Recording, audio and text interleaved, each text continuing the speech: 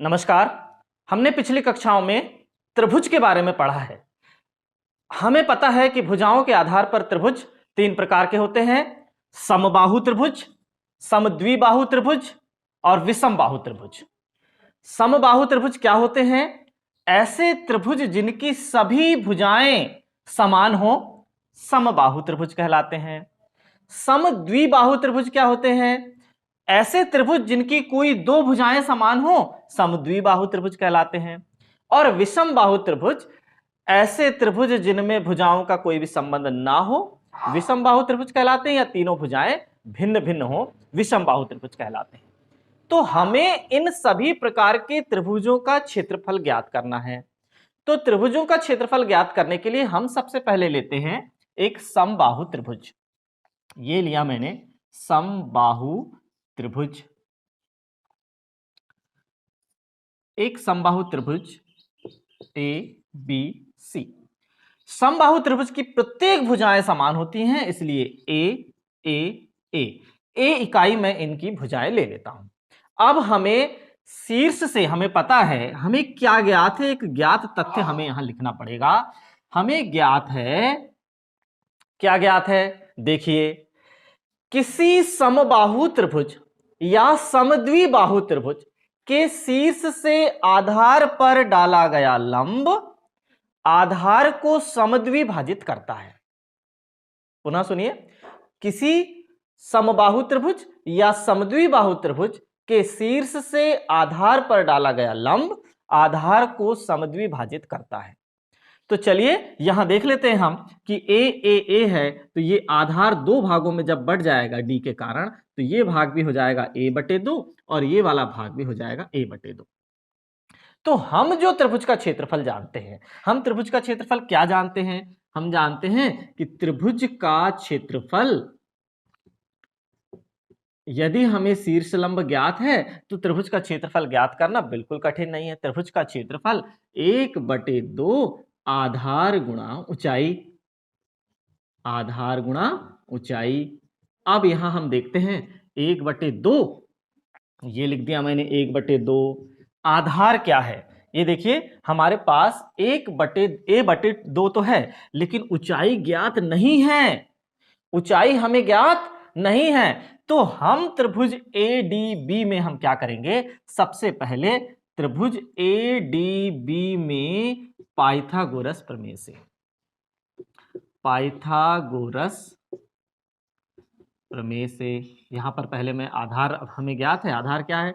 a/2 और ऊंचाई हम यहां पर h ले लेते हैं, अभी हमें ज्ञात नहीं है। तो हम भुजाओं के रूप में ऊंचाई का पहले पता लगाएंगे ADB में पाइथागोरस प्रमेय से। तो लगाइए पाइथागोरस प्रमेय। क्या है पाइथागोरस प्रमेय? कर्ण का वर्ग यानी a का वर्ग, ये देखिए ये कर्ण है, या हम पहले लिख देते हैं AB का वर्ग बराबर लंब का वर्ग AD का वर्ग धन आधार का वर्ग यानी BD का वर्ग। इस तरह से हम ले लेते हैं। और हमें यहां पर ये देखिए, आधार हमें पूरा पूरा लेना है। आधार देखिए पूरा पूरा a/2 दोनों मिलकर आधार कितना है? a है। तो आधार हमारा a है, सॉरी। अब यहां पर देखिए, AB का वर्ग, AD का वर्ग और BD का वर्ग। तो AB का वर्ग मतलब a का वर्ग बराबर AD कितना है नहीं पता, AD का वर्ग धन BD का वर्ग क्या है? a/2 का वर्ग। अब हम देख लेते हैं कि ये a वर्ग हो गया और AD वर्ग तो जहां का वहीं रह जाएगा। a वर्ग a की घात भी 2 और 2 की घात भी 2, तो कितना हो जाएगा? 4 धन a की घात 2/4। अब हम पक्षांतर कर देंगे तो हमें प्राप्त हो गया AD वर्ग बराबर a वर्ग ऋण a वर्ग बटे 4, a वर्ग ऋण a वर्ग बटे 4। तो AD वर्ग हमें क्या प्राप्त हुआ?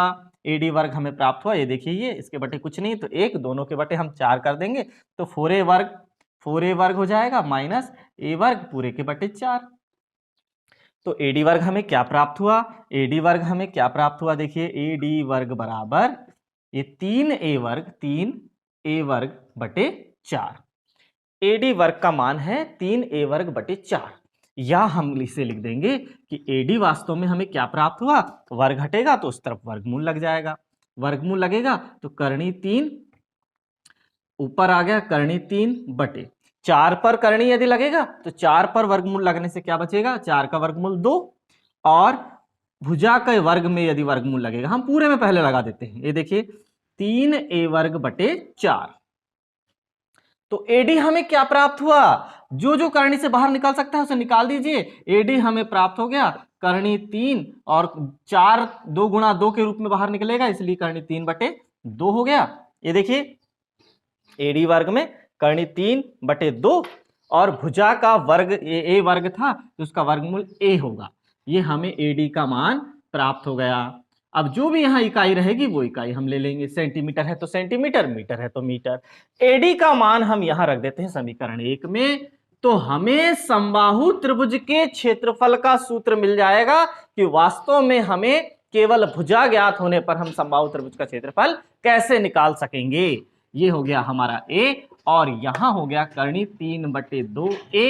अब हम जब गुणा करेंगे संख्या का संख्या से गुणा कर दें, करनी 3 का करनी 3 से गुणा, 1 का 1 से गुणा हुआ तो करनी 3 आया, 2 का 2 से गुणा हुआ तो 4 आया, भुजा का भुजा से हुआ तो A वर्ग।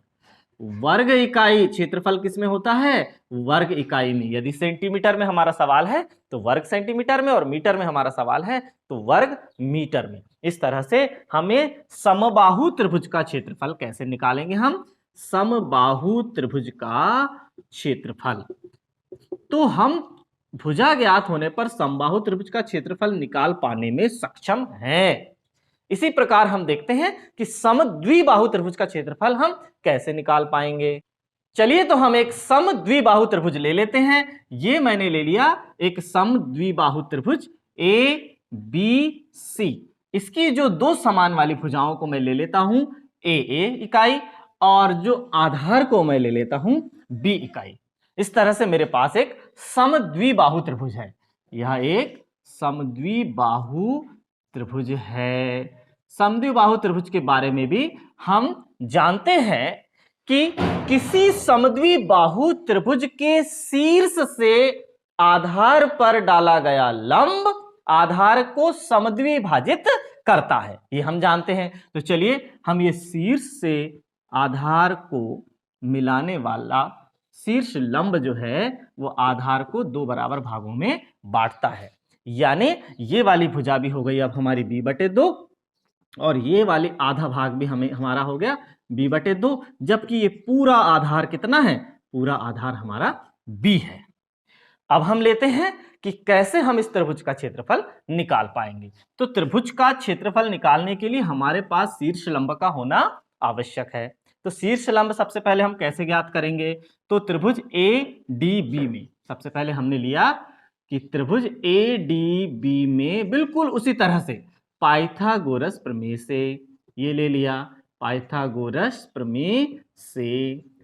तो पाइथागोरस प्रमेय जब हम त्रिभुज ADB में लगाएंगे तो कर्ण का वर्ग यानी AB का वर्ग बराबर लंब का वर्ग यानी बराबर लंब का वर्ग यानी AD का वर्ग धन आधार। अभी देखिए इस त्रिभुज का आधार तो केवल इतना ही है, इस जो हम समकोण त्रिभुज लिए हैं उसका आधार क्या है, BD है, तो BD का वर्ग।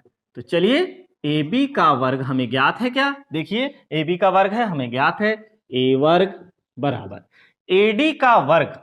AD का वर्ग AD हमें ज्ञात नहीं है तो हम उसे AD ही लिख देंगे, या चलिए AD ही लिख दिया धन BD हमें ज्ञात है, BD क्या है B बटे 2 पूरे की घात 2, तो B बटे 2 पूरे की घात 2, यानी हमें भुजा A का मान कुछ भी प्राप्त हो सकता है कि 6 सेंटीमीटर है, 8 सेंटीमीटर है, भुजा B 6 सेंटीमीटर 8 सेंटीमीटर 10 सेंटीमीटर कुछ भी दी हुई हो, तो हम कैसे एक समद्विबाहु त्रिभुज का क्षेत्रफल ज्ञात करेंगे वो उसका हम सूत्र निगमित कर रहे हैं। तो आइए देखते हैं A वर्ग बराबर AD वर्ग धन B की घात भी हो जाएगी 2 और 2 की घात 2 मतलब 4, तो फिर क्या हो जाएगा AD वर्ग बराबर ये A वर्ग, देखिए A वर्ग और ये धन B वर्ग ऋण बटे 4 इस तरफ आ जाएगा B वर्ग बटे 4। अब हम इसे क्या ले लेंगे, सीधे AD वर्ग हमें प्राप्त हो गया क्या प्राप्त हुआ, ये देखिए इसके बटे भी हमें 4 लाना है, तो दोनों के बटे 4, तो ऊपर नीचे 4 4 का गुणा किया तो 4a वर्ग ऋण इसमें तो ऑलरेडी 4 है, तो इसमें 4 का गुणा नहीं करना पड़ेगा। ये हमें प्राप्त हुआ और इस तरह से हम इसे लिख सकते हैं AD बराबर अंडर रूट 4a वर्ग ऋण b वर्ग पूरे के बटे 4। तो जो करनी से बाहर निकल सकता है उसे निकाल दीजिए करनी के बाहर। तो AD बराबर हमें क्या प्राप्त हुआ, केवल 4 को हम किस रूप में निकाल सकते हैं, 2 गुणा 2, तो एक जोड़ा बाहर निकल जाएगा। तो ये हमने निकाला, तो अंदर क्या बचा, 4a वर्ग ऋण b वर्ग बटे, अब कुछ भी नहीं बचा क्योंकि बटे का जो 4 है वो हमने 1/2 के रूप में बाहर निकाल दिया, बटे में था ना वो, इसलिए 1/2 के रूप में बाहर निकल गया। अब ये हम AD का मान हमारे पास है। अब हम क्या निकालेंगे, त्रिभुज का क्षेत्रफल का सूत्र लगा देंगे। चलिए लगाते हैं। त्रिभुज के क्षेत्रफल का क्या सूत्र है, त्रिभुज का क्षेत्रफल बराबर 1/2 आधार गुणा ऊंचाई। हम ऐसे त्रिभुज का क्षेत्रफल आसानी से ज्ञात कर सकते हैं जिसकी ऊंचाई और आधार हमें ज्ञात है। तो देखिए 1/2 आधार हमारे पास, अब पूरे त्रिभुज का देखिए, पूरे त्रिभुज का क्षेत्रफल निकाल रहे हैं, अब हम आधे त्रिभुज का नहीं निकाल रहे हैं, इसलिए पूरे त्रिभुज का क्षेत्रफल, पूरे त्रिभुज का आधार क्या है, पूरे त्रिभुज का आधार BC है। पूरे त्रिभुज की ऊंचाई कितनी है, पूरे त्रिभुज की ऊंचाई AD है। 1/2 BC का मान हो गया, ये देखिए B से लेकर C तक की दूरी क्या है, B है। AD का मान कितना प्राप्त हुआ है हमें, AD का मान हमें प्राप्त हुआ है 1/2 करणी 4a वर्ग ऋण b वर्ग। ये हमें AD का मान प्राप्त हुआ है। चलिए इसे अब हल कर देते हैं। तो क्या प्राप्त हुआ हमें, देखिए हमें अब ये 1/2 और 1/2 का गुणा हो जाएगा, तो 1/4 और ये b भी है यहां पर, तो हम लिख सकते हैं b/4 और करणी के अंदर हम सीधे लिख देंगे 4a वर्ग ऋण b वर्ग। इस तरह से हम समद्विबाहु त्रिभुज का क्षेत्रफल ज्ञात करेंगे। समद्विबाहु त्रिभुज का क्षेत्रफल ज्ञात करने के लिए हमें क्या करना पड़ेगा, b/4 करणी के अंदर 4a वर्ग ऋण b वर्ग वर्ग इकाई के रूप में यह क्षेत्रफल प्राप्त होगा। अब आइए हम किसी विषम बाहु त्रिभुज का क्षेत्रफल कैसे ज्ञात करेंगे वह देख लेते हैं। तो हम लेते हैं एक विषम बाहु त्रिभुज ABC। इस तरह से मैंने एक विषम बाहु त्रिभुज लिया ABC, इसकी भुजाएं A, B और C हैं। विषम बाहु त्रिभुज लिया और इसकी 3 भुजाएं लिया A, B और C। तो विषम बाहु त्रिभुज के लिए हमारे पास ऐसा कोई नियम नहीं है कि शीर्ष से आधार पर जो लंब डाला जाता है तो वो उसे किस भाग में विभाजित करता है। तो ये तो हमारी सबसे बड़ी समस्या है और जिसके कारण हम शीर्ष लंब ज्ञात करने में सक्षम नहीं हैं। तो शीर्ष लंब जब ज्ञात नहीं था तो हमें हीरोन ने एक सूत्र दिया, उसे हीरोन का सूत्र कहते हैं, और उस हीरोन के सूत्र के आधार पर हम त्रिभुज का क्षेत्रफल ज्ञात कर सकते हैं। तो हमारे चैप्टर नंबर 12 में हम यही हीरोन का सूत्र पढ़ने वाले हैं। क्या है हीरोन का सूत्र, देखिए हीरोन ने कहा कि त्रिभुज का क्षेत्रफल हमें यदि ज्ञात करना है तो हमें केवल उसकी 3 भुजाएं ज्ञात हों, इतना बस पर्याप्त है। तो हम ले लेते हैं, यदि ये देखिए यहां लिखा हुआ है, यदि त्रिभुज की भुजाएं A, B एवं C हो, यदि त्रिभुज की भुजाएं क्या हो, A, B एवं C हो, तब अर्ध परिमाप जिसे हम S से व्यक्त करते हैं, अर्ध परिमाप S बराबर क्या होगा, सभी भुजाओं का योग होता है परिमाप और उसका आधा क्या होगा, अर्ध परिमाप। तो अर्ध परिमाप S बराबर क्या होगा, A धन B धन C बटे 2। तब त्रिभुज का क्षेत्रफल क्या दिया हीरोन ने कहा कि under root S into S minus A, S minus B और S माइनस C, इस रूप में हीरोन ने त्रिभुज के क्षेत्रफल का सूत्र दिया। यह त्रिभुज का क्षेत्रफल सभी प्रकार के त्रिभुजों के लिए काम करता है, चाहे वह समबाहु त्रिभुज हो, समद्विबाहु त्रिभुज हो या विषमबाहु त्रिभुज हो। यदि त्रिभुज की तीनों भुजाएं हमें ज्ञात हैं तो हम बड़ी ही आसानी से हीरोन के सूत्र से त्रिभुज का क्षेत्रफल ज्ञात कर सकते हैं। तो कैसे ज्ञात करना है, आइए देखते हैं। हम लेते हैं उदाहरण नंबर 1।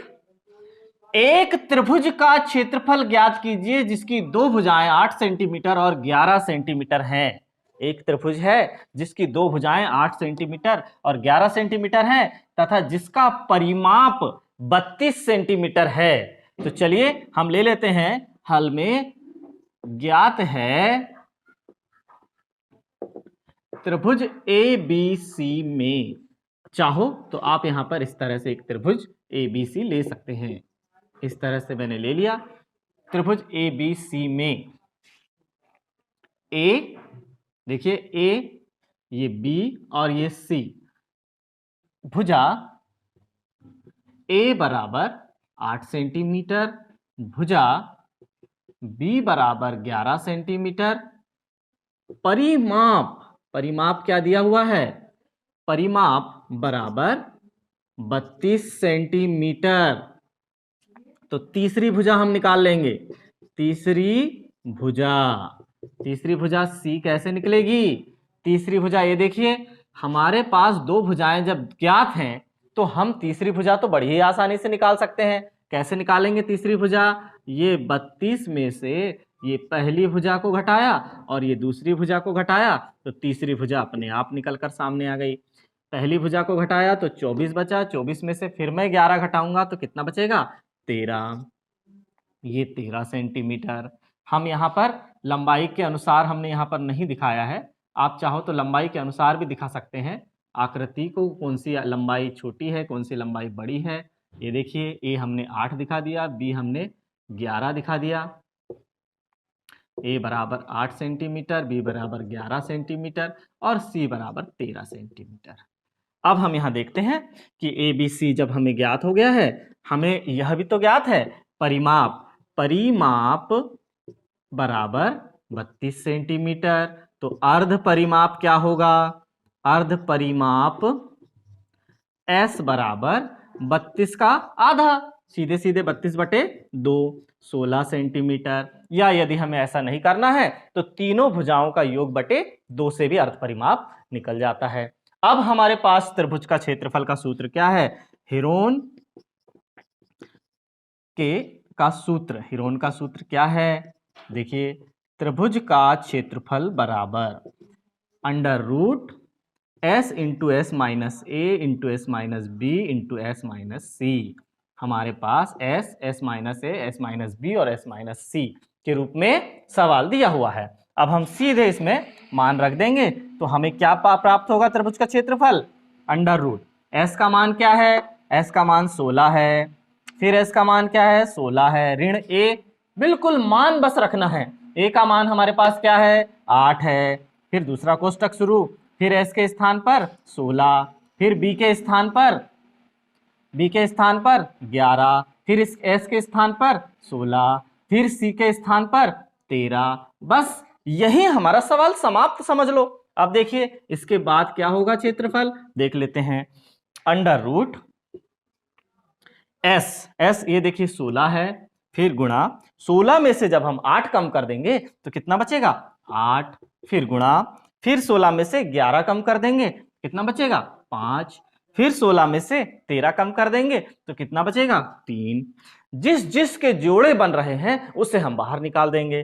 किसका जोड़ा बन पा रहा है? अभी तक तो किसी का जोड़ा नहीं बन पा रहा है। देखिए अब हम इसको लेते हैं कि 16 को यदि हम 2 × 8 के रूप में लिख दें तो ये 8 का जोड़ा हमारे पास तैयार हो रहा है। इसके अलावा जो भी संख्याएं बचेंगी 2, 3, 5 अभाज्य संख्याएं हैं तो इनके गुणा के रूप में भी कुछ बाहर निकलेगा नहीं क्योंकि रिपीट भी नहीं हुई है। तो सीधे सीधे हम 8 को बाहर निकाल लें तो त्रिभुज का क्षेत्रफल हमारे पास क्या हो गया?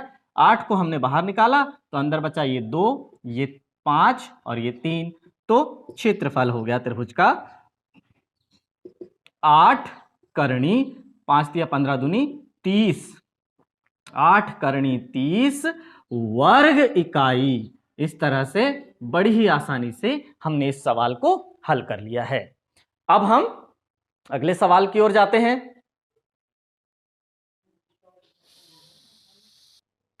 उदाहरण नंबर 2, एक त्रिभुजाकार पार्क त्रिभुज एबीसी की भुजाओं 120 मीटर, 80 मीटर और 50 मीटर है।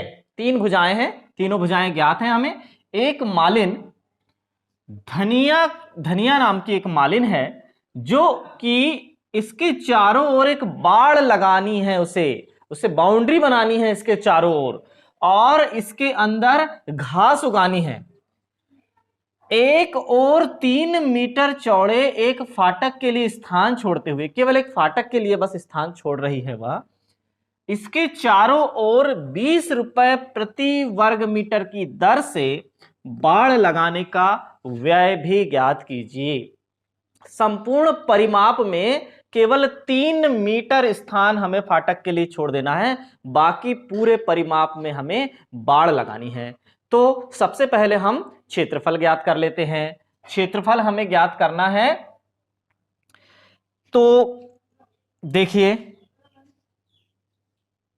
हमें ज्ञात है कि पहली वाली भुजा ए के सामने की भुजा ए बराबर हम ले लेते हैं 120 मीटर, दूसरी भुजा बी के सामने की भुजा बी बराबर 80 मीटर, ये हो गया 80 मीटर, और सी के सामने की भुजा सी बराबर हम ले लेते हैं 50 मीटर, ये हमें ज्ञात है।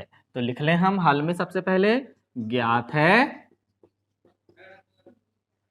भुजा ए बराबर 120 मीटर, बी बराबर 80 मीटर और सी बराबर 50 मीटर। हमें कितने क्षेत्र में घास लगानी है वो पूरा क्षेत्रफल हमें निकालना है। फिर बाड़ का क्षेत्रफल निकालने के लिए हमें केवल क्या करना पड़ेगा, हमें पूरे बाड़ की लंबाई में कितनी राशि का हमें व्यय हुआ वो हमें पता करना पड़ेगा। तो सबसे पहले तो हम ये तीनों भुजाओं से त्रिभुज का क्षेत्रफल निकालेंगे। तो सबसे पहले हम निकाल लेते हैं, हमें अर्ध परिमाप निकालना है। अर्ध परिमाप S बराबर पूरे A धन B धन C तीनों का योग बटे 2। तो देखिए S कितना निकला, 120 धन 80 धन 50 बटे 2। पहले हम काटेंगे नहीं, पहले जोड़ना पड़ता है। 120 और 80 हो गए 200, 200 में 50 जोड़े तो 250 बटे 2। अब 250 बटे 2 को जब हम काटेंगे तो S बराबर हमारा कितना प्राप्त हो गया, 125, यह भी मीटर में प्राप्त होगा। अब हम हेरोन का सूत्र लगा देंगे। चलिए, क्या है हेरोन का सूत्र? हेरोन का सूत्र, हाँ, इस सूत्र से हम सबसे पहले S बराबर त्रिभुज का क्षेत्रफल बराबर √S इंटू S माइनस ए, S माइनस बी और S माइनस सी। तो हमें तो सब कुछ ज्ञात है, सीधे मान रखना है। S का मान क्या है हमारे पास, S का मान है 125, फिर कोष्टक लगाया, फिर S का मान 125, फिर ऋण A का मान 120, फिर सेकंड कोष्टक लगाया, फिर S का मान 125, फिर ऋण है तो ऋण B का मान कितना है, B का मान हमारे पास 80 है, फिर 125, फिर C का मान कितना है, C का मान हमारे पास 50 है। बस अब हम इसे हल कर देंगे तो अगले ही स्टेप में हमें क्या प्राप्त हो जाएगा, 125 गुणा 125 में से 120 गया तो 5, फिर 125 में से 80 गए तो सीधे सीधे हो गया 45, और 125 में से 50 गए तो हमें प्राप्त हुआ 75। इस तरह से हमें इन्हें अभाज्य गुणनखंड के रूप में तोड़ लेंगे ताकि जिसका मान करनी से बाहर निकल सकता है हम उसे निकाल लेंगे। तो देखिए ये यहां पर हो जाएगा 125 गुणा 125 को हम लिख सकते हैं, जैसे हम पूरे टुकड़ों में यदि हम इसे तोड़ दें तो 125 को हम क्या लिख सकते हैं, 5 गुणा 5 गुणा 5, पूरे टुकड़ों में तोड़कर बता रहा हूं। और ये वाला 5 हमारे पास है तो ये 5 ये, फिर उसके बाद ये 45 को हम क्या लिख सकते हैं, देखिए सबसे पहले 3 गुणा 3 गुणा 5, 3 5 तिया 15, 15 तिया 45, पूरे अभाज्य गुणनखंडों में मैं तोड़ रहा हूं। फिर हम इस 75 को भी क्या लिख सकते हैं, तो 3 गुणा 5 गुणा 5, 5 हम 25, 25 दिया 75। जिस जिसका जोड़ा बन रहा है उसे हम बाहर निकाल देंगे। तो बोले सर एक जोड़ा हमारा ये तैयार है, एक जोड़ा हमारा ये तैयार है, और एक जोड़ा हमारा 5 का ये तैयार है, एक जोड़ा हमारा 3 का ये तैयार है। जिस जिसके दो दो के जोड़े बने उसमें से एक एक अंक को हम बाहर निकाल लेते हैं, तो वो करणी से मुक्त हो जाते हैं, जेल से मुक्त हो जाते हैं। ये यहाँ से 5 आ गया बाहर, यहाँ से आ गया 5, यहाँ से आ गया 3 और यहाँ से आ गया 5। अंदर करणी के अंदर केवल कौन बचा, 5 गुणा 3। अब त्रिभुज का क्षेत्रफल हमें सीधे सीधे क्या प्राप्त हुआ, 5 हम 25, 25 तिया 75, और ये देखिए 125 तिया 375, 375 करणी 15, और ये क्षेत्रफल है इसलिए वर्ग मीटर। 375 करणी 15 वर्ग मीटर में हम घास लगा पाएंगे। ये देखिए इसके अंदर घास उगानी है, तो घास उगाने के लिए आंसर लिख देंगे, घास उगाने के लिए कुल क्षेत्रफल कितना है, कुल क्षेत्रफल बराबर 375 करणी 15 वर्ग मीटर है। इस भाग में हम घास उगाएंगे। अब हमें बाड़ तो लगानी है, बाउंड्री, तो उसका व्यय कितना होगा तो वो भी देख लेते हैं। चलिए देखते हैं। अब हम ले लेते हैं पुनः भुजाएं हमारी क्या क्या दी हुई हैं। ए बराबर 120 मीटर, बी बराबर 80 मीटर और सी बराबर 50 मीटर। तो परिमाप हमारा क्या हो जाएगा, सीधे सीधे हमारा हो जाएगा परिमाप। किस चीज का परिमाप, त्रिभुजाकार पार्क का परिमाप लिख देंगे। त्रिभुजाकार पार्क का परिमाप बराबर 120 धन 80 धन 50। जब हम इसे जोड़ देंगे तो हमारा कितना प्राप्त हो जाएगा, 250 मीटर। यह अर्ध परिमाप, ये परिमाप है किसका, पार्क का, त्रिभुजाकार पार्क का परिमाप है। अब हम इस परिमाप में तो पूरे में तो हम लगा नहीं रहे हैं, कितना क्षेत्र छोड़ रहे हैं हम, 3 मीटर चौड़े एक फाटक के लिए स्थान छोड़ते हुए हम एक फाटक के लिए 3 मीटर स्थान छोड़ देंगे, तो हमें क्या प्राप्त होगा, हमें प्राप्त होगा बाड़ लगाने के लिए आवश्यक तार की लंबाई। बाड़ लगाने के लिए आवश्यक तार की लंबाई क्या होगी, आवश्यक तार की लंबाई 3 मीटर इसमें से कम कर देंगे। 250 में से 3 मीटर हमने कम कर दिया तो 247 मीटर। अब हमें क्या चाहिए, 20 रुपए प्रति वर्ग मीटर की दर से बाड़ लगाने का व्यय चाहिए। हमें 20 रुपए प्रति वर्ग मीटर, यानी 1 मीटर के लिए 20 रुपए लग रहे हैं, तो 247 हमारे पास परिमाप की लंबाई है। तो चलिए, चूंकि 250, देखिए 247 हमारे पास है, इसलिए बाड़ लगाने का व्यय लिख देंगे। इसलिए बाड़ लगाने का व्यय कितना हो जाएगा, लगाने का व्यय हो जाएगा हमारा 1 मीटर के लिए हम 20 रुपए यूज कर रहे हैं, तो 247 गुणा 20। अब हम गुणा कर देंगे तो ये शून्य तो रह जाएगा, 2 सत्ते 14 के 4, हासिल का 1, 2 चौके 8 और 1 हो गया 9 और 2 दूनी 4, तो ये हो गया 4940 रुपए। ये हमारा आंसर सेकंड हो गया। बाड़ लगाने का व्यय 4940 रुपए।